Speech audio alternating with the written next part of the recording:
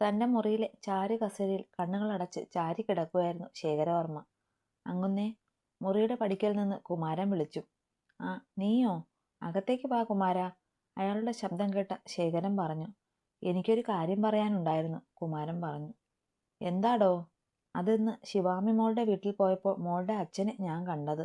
വൈഭവ് കുഞ്ഞിന്റെ കല്യാണത്തിന് ഞാനില്ലായിരുന്നല്ലോ, അതുകൊണ്ട് ഇന്നാ അയാളെ കാണാൻ പറ്റിയത്. പക്ഷേ കുമാരൻ ഒന്ന് നിർത്തിയതും ശേഖരൻ അയാളെ ഒന്ന് നോക്കി. ശിവാമി മോളുടെ അച്ഛനെ ഞാൻ മുമ്പ് കണ്ടതുപോലെ ഒരു തോന്നൽ. പണ്ട് നമ്മൾ വാമിക മോളുടെ കോളേജിൽ പോയപ്പോൾ. കുമാരാ! വിക്കി വിക്കി! കുമാരൻ അത് പറഞ്ഞത് കേട്ടതും ശേഖരന്റെ ഉച്ചത്തിലുള്ള വിളി ഉയർന്നു. ഞെട്ടിപ്പോയ അയാൾ ഇരുന്നിടത്ത് നിന്ന് ചാടി എഴുന്നേറ്റു. നീ ഇതെന്തായി പറയുന്നതെന്ന് വല്ല ബോധവുമുണ്ടോ? നിന്നോട് ഈ കാര്യങ്ങൾ തറവാട്ടിൽ വെച്ച് പറയരുതെന്ന് ഞാൻ മുമ്പ് പറഞ്ഞിട്ടില്ലേ? ഒരു പരിഭ്രമത്തോടെ ചുറ്റും ഒന്ന് കണ്ണോടിച്ച് ശേഖരവർമ്മ അയാളോട് ദേഷ്യത്തിൽ അലറി. അല്ല അങ്ങുന്നേ, പെട്ടെന്ന് ഞാൻ അയാളെ കണ്ടപ്പോൾ ഇവിടെ വന്ന് ഒന്ന് പറയണമെന്ന് തോന്നി, അതാ. കുമാരന്റെ തല താഴ്ന്നു. ഭാമികയുടെ ആ കാലം അതവിടെ കഴിഞ്ഞു. അതിനെ ഓർമ്മപ്പെടുത്താനോ അല്ലെങ്കിൽ തിരിഞ്ഞു നോക്കാനോ ആയിട്ടോ ഒന്നിനെയും ആരും തന്നെ ഇല്ല ഇപ്പോ. അത് നിനക്കും നന്നായിട്ട് അറിയാമല്ലോ കുമാര. ആ മണ്ണിൽ നിന്ന് അന്ന് തിരികെ പോരുമ്പോൾ തിരിശേഷിപ്പുകൾ ഒന്നും ബാക്കി വെക്കാതെയാ വന്നേ. അതുകൊണ്ട് സേതുമാധവന്റെ കാര്യത്തിൽ നിനക്ക് തെറ്റിയതാവും കുമാര. ശേഖരൻ പറഞ്ഞു നിർത്തിയതും കുമാരൻ തലയാട്ടി. ശരിയാ, അപ്പോ എനിക്ക് തെറ്റിയതാവും. ഇനി ഇതുപോലത്തുള്ള സംസാരം ഇവിടെ വേണ്ട. പറഞ്ഞത് മനസ്സിലായോ നിനക്ക്? ശേഖരൻ താക്കീത് കൊടുത്തതും അനുസരണയോടെ കുമാരൻ മറുപടി നൽകി മുറിയിൽ നിന്നിറങ്ങി. അയാൾ പോയതും ശേഖരൻ വീണ്ടും തന്റെ കസേരയിലേക്ക് ഇരുന്ന് ചാരിക്കിടന്നു. കണ്ണുകൾ അടച്ചതും നീറിപ്പോകുന്ന ഒരോർമ്മ അയാളിലേക്ക് ഓടിയെത്തി. ചെയ്തുപോയ പാപമോർത്തതും കുറ്റബോധം കൊണ്ട് നീറി ആ വൃദ്ധന്റെ മിഴികൾ നിറഞ്ഞു. നവസിൽ നിന്ന് 4 പേരും തിരികെ എത്തുമ്പോൾ അവരെ കാത്ത് ഉമ്മറത്ത് തന്നെ ഉണ്ടായിരുന്നു വാമിക, അവരുടെ അമ്മക്കിളി. എന്താ അമ്മേ, ഉറങ്ങിയില്ലേ ഇതുവരെ? നേരം ഒത്തിരി ആയല്ലോ.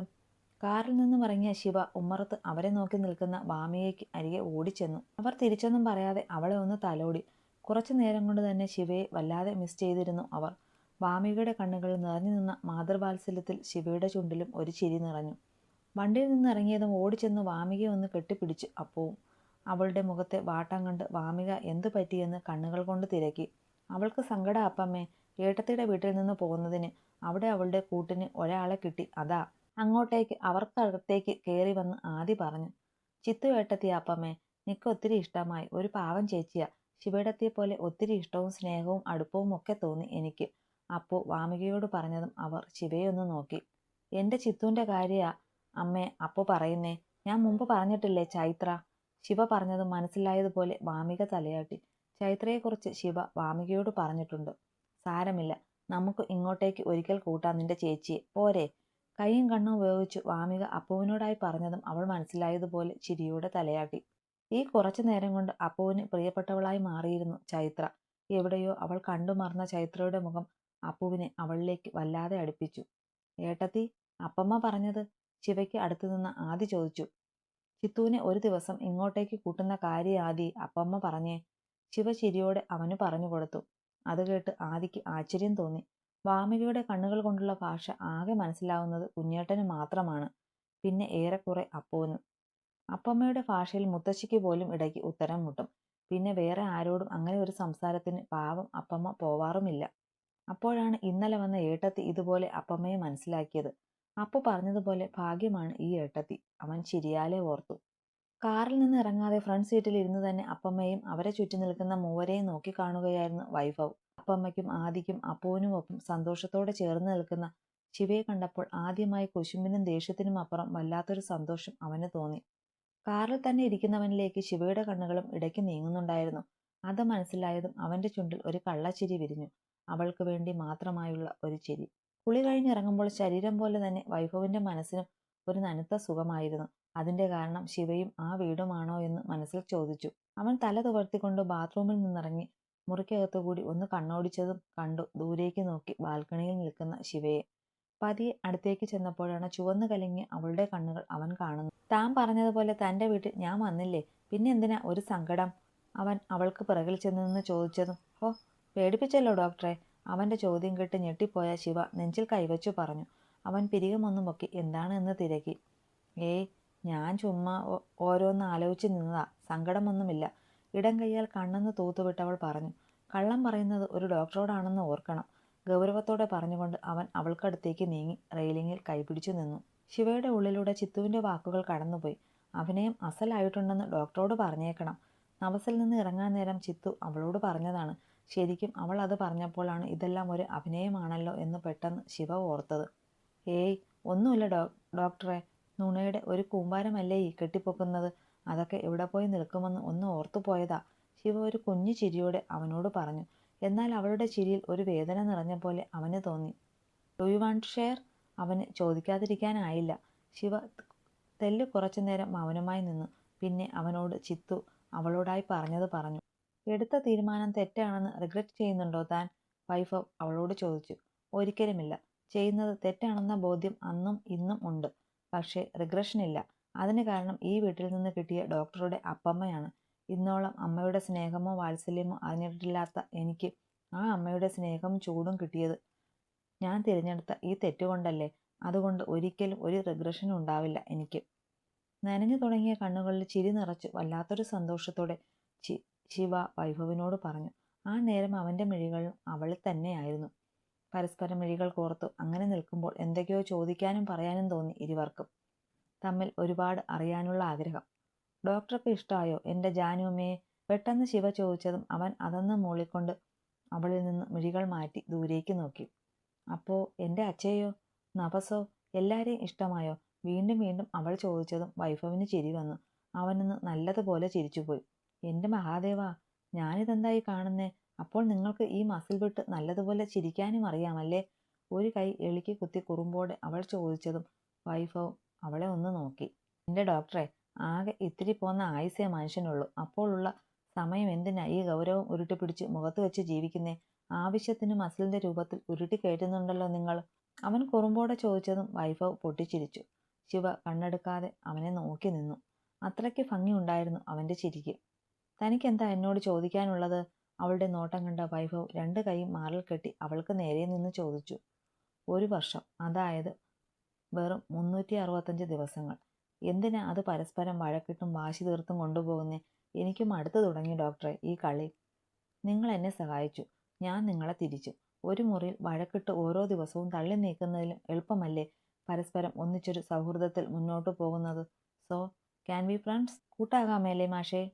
നിറഞ്ഞ ചിരിയോടെ അവൾ അവന് നേരെ തൻ്റെ കൈ നീട്ടി. ശിവയുടെ കണ്ണുകളിലെ ആ തിളക്കവും അവളുടെ വിടർന്ന മുഖത്തെ ആ ചിരിയും അവൻ ഒരു നിമിഷം നോക്കി നിന്നു. Okay, let's be friends. ചുണ്ടിൽ വിരിഞ്ഞ ചെറുചിരിയോടെ തന്നെ അവളുടെ കൈകളിലേക്ക് അവൻ തൻ്റെ കൈ ചേർത്തു. അപ്പോൾ ഈ മുതലാളി തൊഴിലാളി ബന്ധം മുറിഞ്ഞ സ്ഥിതിക്ക് ഞാനൊരു കാര്യം ചോദിക്കട്ടെ ഡോക്ടറോട്? നീ വളഞ്ഞു കുത്തി മൂക്കിൽ പിടിച്ച് ഇത്രയും നേരം ഒപ്പിച്ചതല്ലേ? അതുകൊണ്ട് വലിയ ബിൽഡപ്പ് ഒന്നും വേണ്ട, കാര്യം പറ. കുറുമ്പോടെ ചോദിക്കുന്നവളെ നോക്കി ഒരു ചിരിയോടെ അവൻ പറഞ്ഞു. ആരാ ഈ മീര ആനന്ദ്? ശിവ ചോദിച്ചത് കേട്ടതും വൈഭവിൻ്റെ ചുണ്ടിലെ ചിരി മാഞ്ഞു. അവൻ്റെ പൂച്ച കണ്ണുകൾ ഒന്ന് കൂർത്തു. അവളിൽ നിന്ന് കണ്ണുകൾ ദൂരേക്ക് പായിച്ചവൻ്റെ കൈകൾ ബാൽക്കണിയുടെ റെയിലിങ്ങിൽ ഒന്ന് പിടിമുറുകി. ശിവയുടെ കണ്ണുകൾ വൈഭവിൻ്റെ ആ മാറ്റങ്ങളെല്ലാം ഒപ്പിയെടുക്കുന്നുണ്ടായിരുന്നു. ഇന്ന് വീട്ടിൽ വെച്ച് ഡോക്ടർ വന്നപ്പോൾ മുതൽ വല്ലാത്തൊരു ഉത്സാഹവും സന്തോഷവുമായിരുന്നു. എന്നാൽ പോകാൻ നേരം ചിത്തു പറഞ്ഞ വാക്കുകൾ അത് കേട്ടതും ഉള്ളിലെ ആ സന്തോഷം എല്ലാം കെട്ടടങ്ങി. അവൾ അവളുടെ വിഷമം കൊണ്ടാണ് പറഞ്ഞതെന്നറിയാം. ആ പെണ്ണ് തനിക്ക് വേണ്ടി നേറുക. അവൾ അങ്ങനെയൊക്കെ പറഞ്ഞപ്പോഴാണ് ഞാനും ഓർത്തെ ഇതെല്ലാം വെറും പ്രഹസനങ്ങൾ ആണല്ലോ എന്ന്.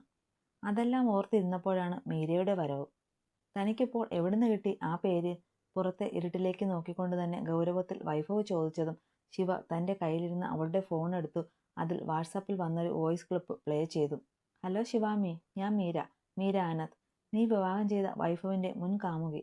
നോ, മുൻ എന്ന് പറയുന്നത് ശരിയല്ല. കാരണം അവനെന്നും ഈ മീരയുടെ സ്വന്തമാണ്. എൻ്റെയാണ് അവൻ. അതുകൊണ്ട് ശിവാമിയോട് ഒരു താക്കീതായി പറയുകയാണ്. വൈഭവിൻ്റെ പട്ടമഹിഷി പട്ടം ഉപേക്ഷിച്ചു പോയാൽ നിനക്ക് കൊള്ളാം. ഇല്ലേൽ ഈ മീര ആരാണെന്ന് നീ അറിയും. താക്കീത് പോലെയുള്ള മീരയുടെ വോയിസ് പ്ലേ ചെയ്തു കേട്ടതും പെട്ടെന്ന് വൈഭവ് പൊട്ടിച്ചിരിച്ചു ഉച്ചത്തിൽ. ഇങ്ങേർക്കിതെന്തു പറ്റി? കാമുകിയുടെ ഭീഷണി കേട്ടപ്പോൾ കിളി പോയോ? അതിന് അവൾ ഇങ്ങേരെയല്ലല്ലോ, എന്നെ കൊല്ലുമെന്നല്ലേ പറഞ്ഞേ? അവൻ്റെ പെട്ടെന്നുള്ള ഭാവമാറ്റം കണ്ട ശിവ മനസ്സിലോർത്തു. I really need a drink man, do you want it?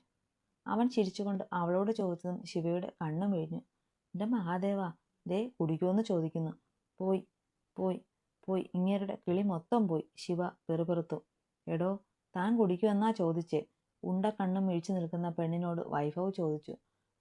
അത് പിന്നെ കുടിക്കുമെന്നൊക്കെ ചോദിച്ചാൽ കോളേജിൽ പഠിക്കുന്ന സമയത്ത് ഒരു കോട്ടയംകാരി അച്ചായത്തി കൂട്ടുണ്ടായിരുന്നു. അവൾ ഒരിക്കൽ അവളുടെ വീട്ടിൽ നിന്ന് വൈൻ കൊണ്ടുവന്ന് തന്നിട്ടുണ്ട്. അപ്പോ ഉണ്ടെന്ന്. Okay, I will be back പറഞ്ഞുകൊണ്ട് വൈഭവ് മുറിയിലേക്ക് നടന്നു. അവന്റെ പ്രൈവറ്റ് റൂം തുറന്ന് അതിനകത്തേക്ക് കയറി. അവിടെ അവൻ ഒരു മിനി ഫ്രിഡ്ജ് ഉള്ളത് ശിവയ്ക്ക് അറിയാം. 2 മിനിറ്റ് കഴിഞ്ഞ് വൈഭവ് വരുമ്പോൾ അവന്റെ കയ്യിൽ 2 ബോട്ടിലുണ്ടായിരുന്നു. ദാ. അവൾക്ക് നേരെ ചെറിയൊരു കുപ്പി വൈൻ നീട്ടിയിട്ട് അവൻ ബാൽക്കണിയിലെ മീൻ ബാഗിലേക്ക് ഇരുന്നു. ഒപ്പം കയ്യിലെ കിങ് ഫിഷറിന്റെ ബിയർ സിപ്പ് ചെയ്യാനും തുടങ്ങി. ശിവ തന്റെ കയ്യിലിരിക്കുന്ന ബോട്ടിൽ തിരിച്ചും മറിച്ചുമൊന്ന് നോക്കി. കളർ കണ്ട് പേടിക്കണ്ടടോ, അത് ബിയർ അല്ല, it's A pineapple wine. Kick കുറവാ, കുടിച്ചോ. അവളുടെ നോട്ടം മനസ്സിലായ പോലെ അവൻ പറഞ്ഞതും ശിവ ഒന്ന് നാക്ക് കടിച്ചു. കയ്യിലിരിക്കുന്ന വൈനിന്റെ മഞ്ഞ കളർ കണ്ട് പെണ്ണൊന്ന് പേടിച്ചു പോയിരുന്നു. അവൾ ആ വൈൻ കുറച്ചു കുടിച്ചു. ശരിയാണ് ഡോക്ടർ പറഞ്ഞത്, ചെറിയൊരു മധുരമുണ്ട്. ശിവയ്ക്ക് അത് ഇഷ്ടമായി. അപ്പോൾ കുറച്ച് ടേസ്റ്റൊക്കെ ഉള്ള കൂട്ടത്തിലാണല്ലോ സാറ്. അവൾ ഒരു ചിരിയോടെ ഓർത്തുകൊണ്ട് അവനടുത്ത് വന്നിരുന്നു. മീരയാണ് ആദ്യമായി ഞാൻ ശരീരം പങ്കിട്ട പെണ്ണ്. She's my first. പെട്ടെന്ന് വൈഭവ് പറഞ്ഞു തുടങ്ങിയതും ശിവ ഞെട്ടി അവനെ നോക്കി. അവനെപ്പറ്റി അറിയാവുന്നതാണ് എങ്കിലും പെട്ടെന്ന് അത് കേട്ടതും ശിവയ്ക്ക് നെഞ്ചിൽ എവിടെയോ കൊത്തിവലിച്ചു. മീരയെ ഞാൻ ആദ്യം കാണുമ്പോൾ അവൾ മീര വേണുഗോപാൽ ആയിരുന്നു. അമേരിക്കയിൽ മെഡിസിന് പഠിക്കുമ്പോൾ ആനന്ദിനൊപ്പം എനിക്ക് കൂട്ടുകിട്ടിയ ഫ്രണ്ട്. ഞാനും മീരയും ആനന്ദും വി വെർ തിക് ഫ്രണ്ട്സ്. അതിനിടയിൽ എന്നെ ഇഷ്ടമാണെന്ന് ഇങ്ങോട്ട് വന്ന് പറഞ്ഞത് മീരയാണ്. വൈഭവ് പറഞ്ഞുകൊണ്ടേയിരുന്നതും ശിവ അവനിൽ തന്നെ കണ്ണു നട്ടിരുന്നു. ഈ സില്ലി ലവ് ആൻഡ് ക്യാമ്പസ് ക്രഷിൽ എനിക്ക് വലിയ ഇൻട്രസ്റ്റ് ഇല്ലായിരുന്നു. പക്ഷേ മീര, പരിചയപ്പെട്ട നാൾ തൊട്ട് നിഴൽ പോലെ അവൾ എനിക്കൊപ്പം ഉണ്ടായിരുന്നു. അന്ന് അപ്പമ്മയ്ക്കപ്പുറം കുറച്ചധികം സ്വാതന്ത്ര്യത്തോടെ ഞാൻ അടുത്തിടപെട്ടിട്ടുള്ള പെണ്ണ് അവൾ മാത്രമായിരുന്നു. അല്ല, ആ സമയം എന്നെ കേൾക്കാൻ വേറെ ആരുമില്ലെന്ന് തന്നെ വേണം പറയാൻ. വീട്ടിലെ കുരുത്തം കെട്ടവനായിരുന്നല്ലോ ഞാൻ. മാണിക്യമംഗലത്തെ പേര് കളയാൻ ജനിച്ച തല തെറിച്ചവൻ. ഒരു ചിരിയോടെ പറഞ്ഞുകൊണ്ടവൻ ബിയർ കുപ്പി ചുണ്ടിലേക്ക് വെച്ചു. ശിവയ്ക്ക് പാവം തോന്നി അവനോട്. കുറെ പിറകെ നടന്നപ്പോൾ എപ്പോഴോ എനിക്കും അവളോട് ഫീലിങ്സ് തോന്നി, പ്രേമം തോന്നി. അത് പറയുമ്പോൾ അവനിൽ പുച്ഛം നിറഞ്ഞിരുന്നു. പിന്നെ എന്തു പറ്റി? ശിവയിൽ വല്ലാത്തൊരു ആകാംക്ഷയായിരുന്നു. പിന്നെ എന്തു പറയാൻ, പ്രേമം പൂത്തുലഞ്ഞ 3-4 വർഷങ്ങൾ.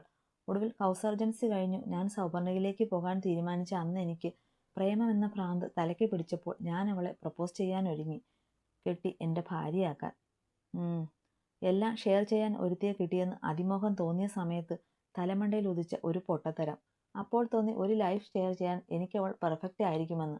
പക്ഷേ അന്ന് എനിക്ക് തിരിച്ചൊരു സർപ്രൈസ് സമ്മാനം തന്നു. എന്നെ ഞെട്ടിച്ചത് അവളായിരുന്നു. എൻ്റെ ബെസ്റ്റ് ഫ്രണ്ട് ആനന്ദിനൊപ്പം കിടക്ക പങ്കിട്ട്. പല്ലുകൾ ഞെരിച്ച് വൈഭവ് പറഞ്ഞു നിർത്തിയതും ശിവ അവനെ ഞെട്ടി നോക്കി. They were having a relationship. എനിക്കൊപ്പം ഞാനറിയാതെ അവർ തമ്മിൽ ബന്ധമുണ്ടായിരുന്നു. അന്നാ ഞാൻ അറിഞ്ഞത് അവൾക്ക് ഞാനൊരു ഗോൾഡ് ഡിഗർ ആയിരുന്നു എന്ന്. എൻ്റെ കയ്യിലെ കാശിനെയായിരുന്നു മീര സ്നേഹിച്ചതെന്ന്. പിന്നൊന്നും നോക്കിയില്ല. കാരണം അടിച്ചു പൊട്ടിച്ചു അവളുടെ. അതെന്നെ പറ്റിച്ചിട്ട് മറ്റവൻ്റെ കൂടെ കിടന്നിട്ടല്ല. അവൾക്ക് അവളുടെ തീർക്കാനാണ് എന്നെ വേണ്ടിയിരുന്നേൽ അവൾ ചോദിക്കുന്ന കാശ് കൊടുത്ത് ഞാൻ അതങ്ങ് തീർത്തു കൊടുത്തേനെ. വെറുതെ മനുഷ്യനെ മെനക്കെടുത്താൻ അവളുടെ ഒരു ഓഞ്ഞ പ്രേമമായിട്ട് ഇറങ്ങി. വൈഭവ് അത് പറഞ്ഞതും ശിവയുടെ ചുണ്ടിൽ ഒരു ചെറു ചിരി വിരിഞ്ഞു. അപ്പോൾ ദേവദാസ് കൂടെയാണ്. അതാണ് ഈ കാലന് പ്രേമമെന്ന് കേൾക്കുമ്പോൾ ഇത്ര കലി. നല്ലൊരു തേപ്പ് കിട്ടിയതിൻ്റെ കലിപ്പും ഈ കടുവയിലുണ്ടല്ലോ. അപ്പോൾ പിന്നെ ഇങ്ങേരിങ്ങനെ വിടക്കായില്ലെങ്കിൽ അത്ഭുതമുള്ളൂ, ശിവ ഉള്ളാലെ ഓർത്തു. അപ്പോൾ ആനന്ദിന്റെ ഭാര്യയാണ് മീര. പിന്നെ എന്തിനാണ് അവളിപ്പോൾ വിളിക്കുന്നത്? എന്തിനാണ് എന്നോട് ഇങ്ങനെയൊക്കെ പറഞ്ഞേ? ഒട്ടൊരു നിമിഷത്തെ മൗനം ഭേദിച്ച് ശിവ അവനോട് ചോദിച്ചു. ആനന്ദ് എൻ്റെ അമ്മയുടെ വകയിലുള്ള സഹോദരൻ, നരേന്ദ്രന്റെ മകനാണ്. നരേന്ദ്രൻ സൗപർണയുടെ പാർട്ണർ കൂടിയാണ്. സോ ബേസിക്കലി സൗപർണയിലുള്ള അവന്റെ അവകാശം കൂടി കണ്ടാണ് അവൾ അവനെ കെട്ടിയത്. പക്ഷേ അവൾക്കറിയാത്ത ഒരു കാര്യമുണ്ടായിരുന്നു. സൗപർണിക അത് എൻ്റെ മാത്രം സ്വന്തമായിരുന്നുവെന്ന്. അതവൾക്ക് ഒരു ഷോക്കായി. ഇപ്പോൾ എന്നെ വീണ്ടും സ്വന്തമാക്കുമെന്ന് പറഞ്ഞു നടക്കുക. അവളുടെ ആ സൂക്കേട് മാറ്റാൻ വൈഭവിനെ അറിയാഞ്ഞിട്ടല്ല. പക്ഷേ തൊടാൻ പോലും ഇപ്പോൾ അറപ്പാ എനിക്കവളെ. കണ്ണിൽ വല്ലാത്തൊരു പകയോടെ വൈഭവ് പറഞ്ഞു നിർത്തി. ശിവയിലും വല്ലാത്തൊരു വെറുപ്പ് തോന്നിയിരുന്നു മീരയോട്, അവളിലെ പെണ്ണിനോട്. എല്ലാ സ്നേഹവും വാത്സല്യവും നഷ്ടപ്പെട്ടവന് ഒരുവന് ആഗ്രഹം കൊടുത്തു അവസാനം അവന്റെ ഹൃദയം ചില്ലുപാലം പോലെ എറിഞ്ഞവൾ. സൗപർണയുടെ ഓണർഷിപ്പിൽ ഇപ്പോൾ കുറച്ച് പ്രശ്നങ്ങളുണ്ട്. അത് സോൾവ് ചെയ്യാനുള്ള എൻ്റെ മാർഗമാണ് താനുമായിട്ടുള്ള വിവാഹം. അത് ഇതിനോടകം നിനക്ക് മനസ്സിലായിരിക്കുമല്ലോ.